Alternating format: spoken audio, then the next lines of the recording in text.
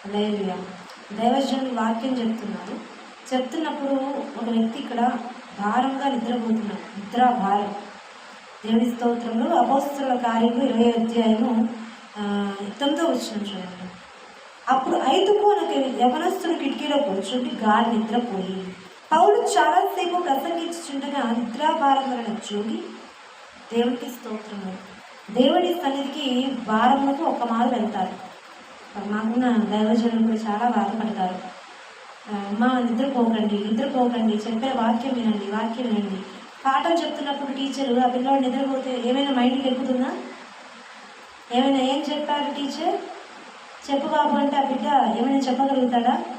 అలాగే సేవకులు ఎంతగానో ప్రార్థన చేసుకుని వాక్యాన్ని సిద్ధపడి చెప్తూ ఉంటే వచ్చిన వాళ్ళు హాయిగా నిద్రపోతూ ఉంటే దేవుడి స్తోత్రం వచ్చి కూర్చొని దేవుడి స్తోత్రం స్టార్టింగ్ నుండి కంప్లీట్గా ఎండింగ్ వరకు కళ్ళు మూసుకుని హాయిగా నిద్రపోతూ ఉంటే మరి అంతా ప్రార్థన చేసుకొని వాక్యాన్ని సిద్ధపడి వాక్యం బోధించే వాళ్ళ సంగతి ఏంటి?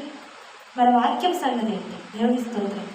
ఒకసారి చూడండి, గాఢ నిద్రపోయి పౌలు చాలాసేపు ప్రసంగిస్తుండగా నిద్రాభారం వల్ల జోగి, దేవుడి స్తోత్రం, నిద్రాభారం వల్ల జోగి 3వ అంతస్తు నుండి క్రింద పడి చనిపోయిన వాడే ఎత్తబడను.